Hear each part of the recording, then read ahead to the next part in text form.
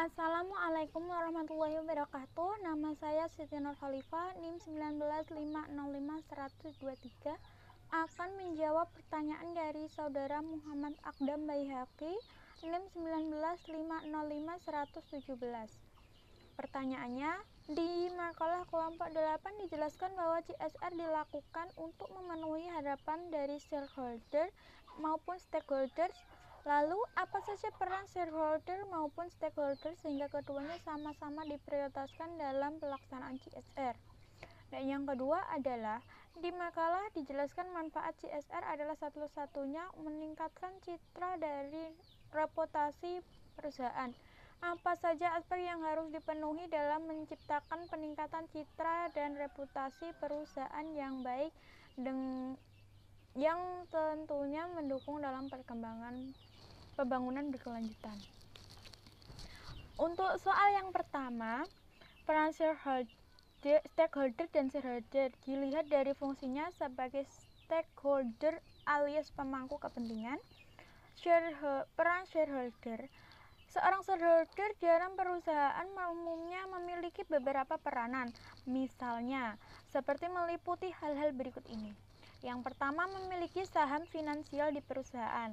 Beberapa hal mengenai perusahaan dan pemilik saham perusahaan sudah dijelaskan sehingga dapat dipetik sebuah kesimpulan bahwa shareholder adalah pemilik saham perusahaan. Beberapa orang mungkin saja memiliki hubungan atau kaitan dengan perusahaan karena adanya beberapa kepentingan pribadi atau golongan. Misalnya ada kepentingan dalam hal finansial perusahaan atau lainnya.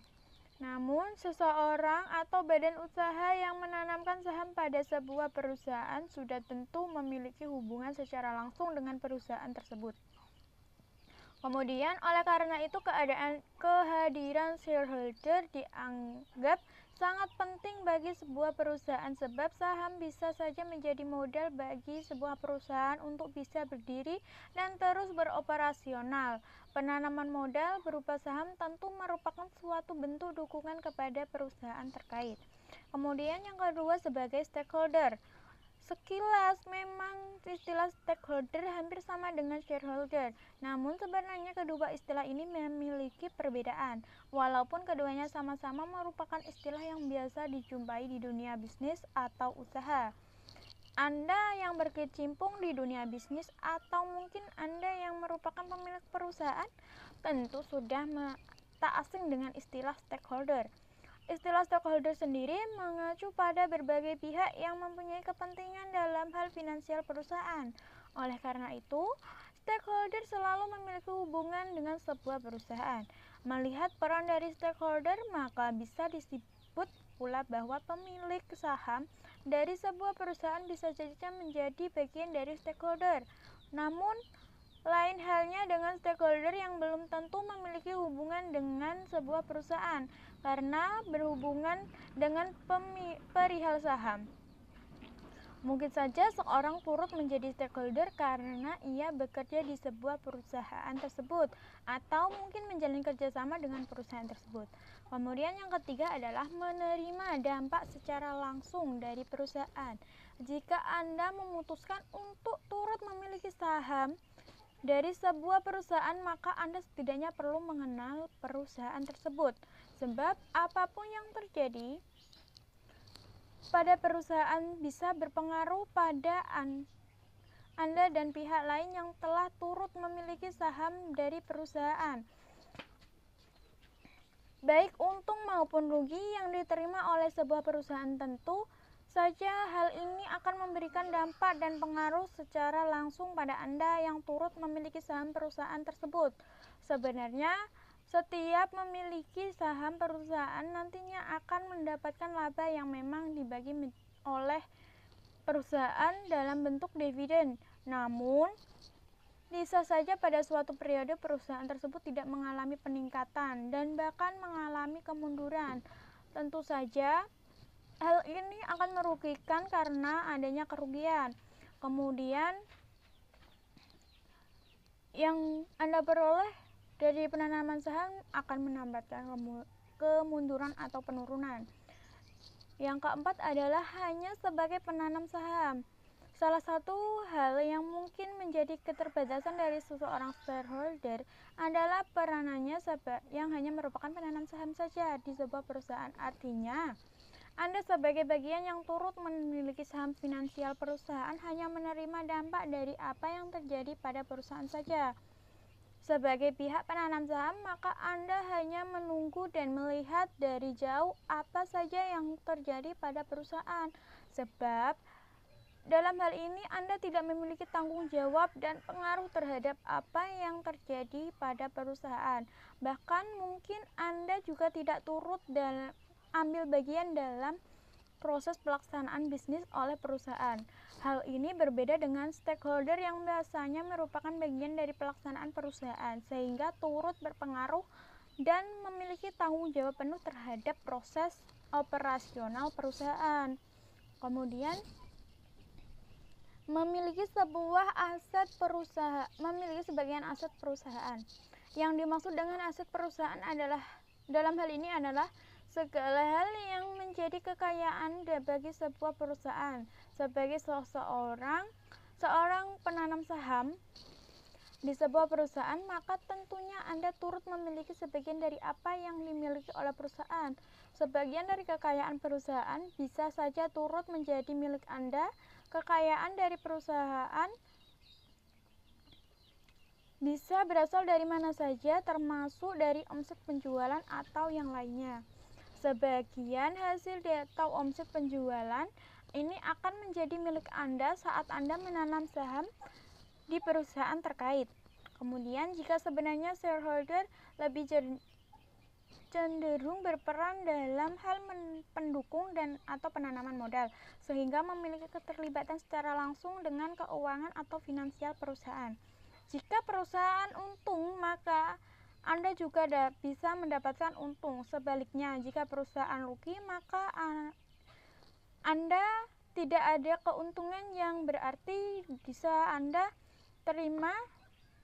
Sebagai penanam modal saham, peranan shareholder memang cukup penting dalam sebuah perusahaan, terutama dalam hal finansial.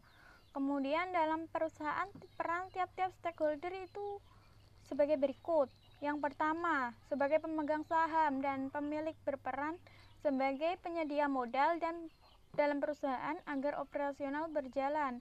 Mereka sebagai stakeholder adalah pengawas yang mengamati kinerja bawahannya.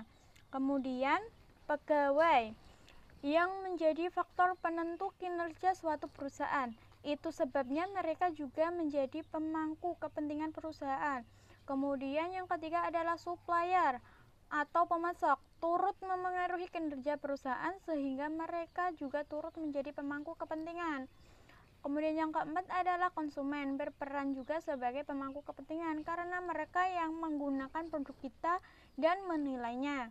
Kemudian yang kelima adalah bank, adalah individu atau perusahaan yang memberikan bantuan modal untuk operasional perusahaan. Kemudian yang keenam, pesaing atau kompetitor, turut berperan dalam keputusan, kebijakan, dan proyek perusahaan.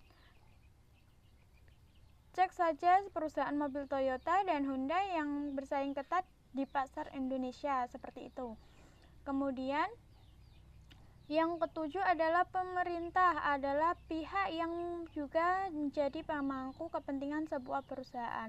Keputusan yang diambil pemerintah baik pusat maupun daerah turut mempengaruhi kebijakan, keputusan, dan proyek yang akan dilaksanakan oleh suatu perusahaan. Secara umum, baik secara langsung maupun tidak langsung, peran stakeholder akan berpengaruh dalam pergerakan suatu organisasi atau perusahaan. Tanpa pemangku kepentingan ini, organisasi atau perusahaan tidak akan terarah untuk mencapai tujuannya. Yang kedua, bagi suatu perusahaan, reputasi atau citra korporat merupakan aset yang paling utama yang tak ternilai harganya lah. Oleh karena itu, segala upaya daya dan biaya digunakan untuk memupuk, merawat, serta menumbuh kembangkannya.